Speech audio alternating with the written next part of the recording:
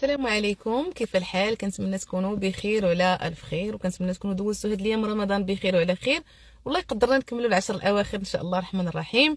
وعلى ذكر العشر الاواخر، فإلا بغيتوا تعرفوا شنو الحوايج اللي مزيانه ممكن نديروها في هاد العشر الاواخر ونستافدوا منها من غير الصلاه والصيام وقراءه القران، فممكن تزوروا القناه ديالي الاخرى. مرحبا بكم، سميتها مختلفات حياه، اللي كيعرف الفرنسيه ديفير حياه، اللي ما كيعرفش غير مختلفات حياه.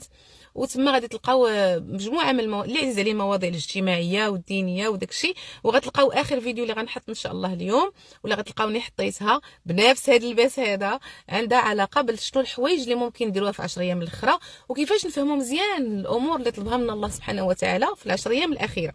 فمرحبا بكم هنا ولهي.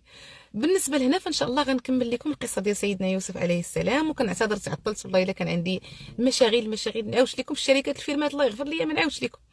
المهم علينا، قلنا في الجزء الاول ان سيدنا يوسف عليه السلام كان عنده جمال كبير بزاف، وانه كانت عنده واحد الرؤيا، ولما قالها الوالد ديالو سيدنا يعقوب عليه السلام، قال لي لا تقصص رؤياك على احد ولا على اخوانك فيكيدوا لك، قال لي ما تعاودها لحد باش ما يكيدوش ليك، باش ما يأذيوكش. وقلنا كيفاش ان الخوت جاهم الحسد على خوهم وداوه، بقاو كيتحايلوا على باهم وداوه ورماوه في واحد البير عميق وخلاوه تما، وداروا واحد الدم مزور في التريكو ديال سيدنا يوسف عليه السلام ديال خوهم، فجاءوا عليه بدم كاذب ولصقوا التهمه في الديب اللي قلنا ان الديب مظلوم، وجابوا لسيدنا يعقوب عليه السلام وقالوا ليه ها انت راه ولدك كالو الديب، مشينا كنتسابقوا كالو الديب.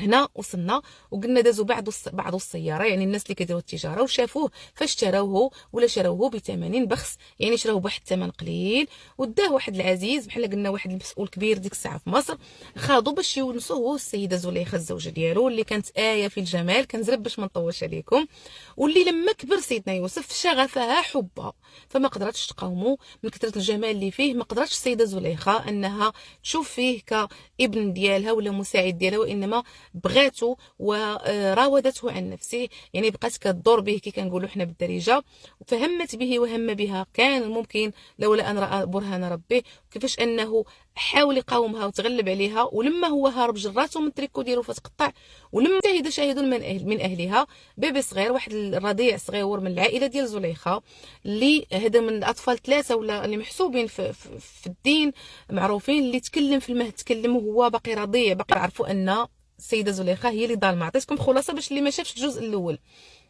دخل سيدنا يوسف عليه السلام للسجن، وتما كان استغل هذيك الفرصه انه كيعلم الناس وكيدعيهم لذكر الله سبحانه وتعالى، وانهم يعرفوا بينهم وبين الله، وتيقرا ليهم داكشي ديال لانه هو نبي، وكان خاصو يبلغ للناس هذاك الشيء اللي بلغوا الله سبحانه وتعالى. فكان معاه وكان علمهم بزاف ديال مكارم الاخلاق والحوايج المزيانه، وكان معاه في السجن من بين اللي كانوا معاه جوج الناس، فهذوك جوج الناس كان عندهم الرؤى، هذاك كانت عنده رؤيه استغفر الله، والاخر كانت عنده رؤيه. فجا الاول قال لي انا كنشوف راسي انني مصلب وتاكل الطير من الراس ديالي، قال لي انت غادي تحكم عليك بالاعدام وغادي تصلب، هكا كانوا كيعدموا الناس، غادي يصلبوك يعني غيلصقوك مع واحد العمود ديال بحال قلنا العمدان ديال الضو، وغتبقى تما جيفه اعزكم الله كتاكل الطير منك. قال له الاخر اني اراني اعصر خمره الى نهايه الايه، قال لي انت غادي تولي عندك شأن عظيم، غادي تخرج من هنا وغتولي انت اللي كتسقي الخمر، اللي بحال قلنا بحال باش نبسطها لكم بحال قلنا الحاكم ديال مصر ديك الساعه، شي بحال الحاكم كي قلنا. ففعلا هذاك غادي يخرجوه وغادي وكيقول لهم دائما والله اعلم، هذاك خرجوه وفعلا عدموه وصلبوه واكلت الطير منه. والاخر فعلا وقال داك اللي عرف انه غادي يكون قريب من الحاكم ديال مصر، قال لي ما تنسانيش اذكرني عند ربك. لما تنقولوا في القران اذكرني عند ربك، ماشي عند الله سبحانه وتعالى، ربك هو رب عملك، رب الخير ديالك او النعمه ديالك كيقولوا هما، هو اللي مشغلك. فقال لي سيدنا يوسف عليه السلام اذكرني عند ربك، زعما فكروا فيا، قول لي راه واحد السيد راه منسي في الحبس، راه وقع عليه وهوقع عليه وهوقع عليه. فلما خرج هذاك اللي تنبأ ليه سيدنا يوسف عليه السلام انه فعلا خرج ولا ودو شأن عظيم ولا خدام منه الحاكم وهو اللي تيعطيه الخمر وداك الشيء، فانساه الشيطان انه يذكر سيدنا يوسف عليه السلام، نسى ما جبدوش. فدازت سنين وسيدنا يوسف مرمي في الحبس. وتيقول لك هنا حتى الحكمه ديال الله سبحانه وتعالى كيفاش ان سيدنا يوسف طمع في انسان وقال لي فكر داك اللي انت الحاكم انه يخرجني، ما بقاش قدو غير القدره ديال الله سبحانه وتعالى وانما طمع في الانسان. فربي كيقول والله اعلم عنده حكمه كيفاش اننا خاصنا نامنوا. كتقلب على الاسباب، ولكن هو كنبي كان خاصو يثق في الله سبحانه وتعالى وفي القدره ديالو ان لكل اجل كتاب. فما عليناش، داز سنوات.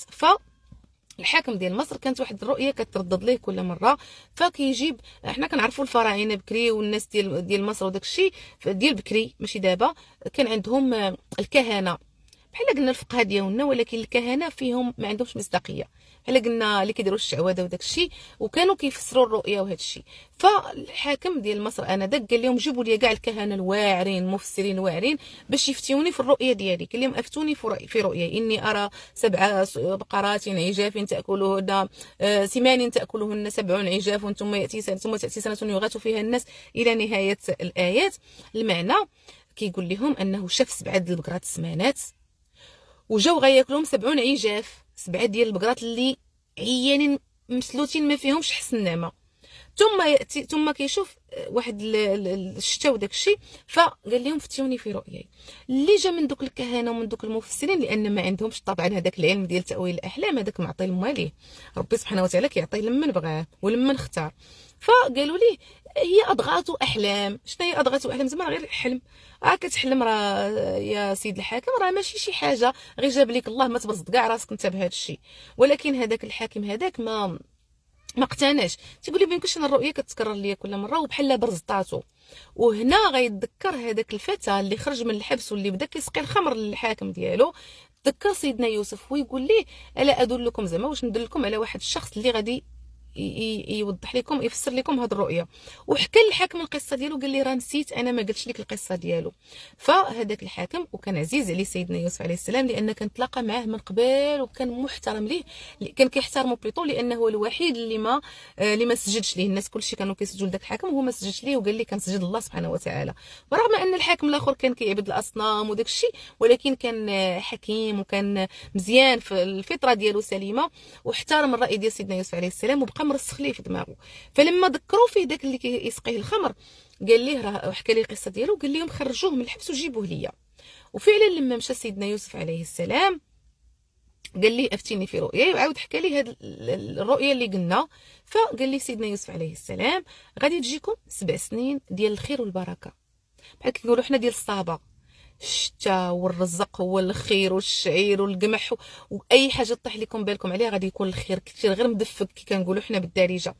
وغتجي موراها 7 سنين ديال الجفاف والقحط بحال هذه اللي دوزنا في المغرب. يا رب رحمنا ربي سبحانه وتعالى، ويا ربي مازال ترحمنا اكثر واكثر.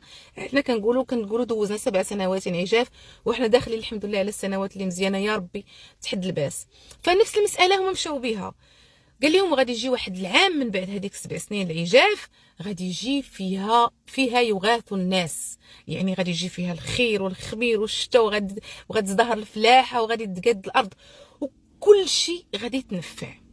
فهنا هذاك الحاكم العزيز قال لسيدنا يوسف عليه السلام انا شفتك كتفهم في هذا الشيء، اشنو ظهر لك تورينا كيفاش نتعاملوا مع هذا الوضع هذا باش البلاد ما تعانيش من الجفاف. وهنا غادي تغير الحياه ديال سيدنا يوسف.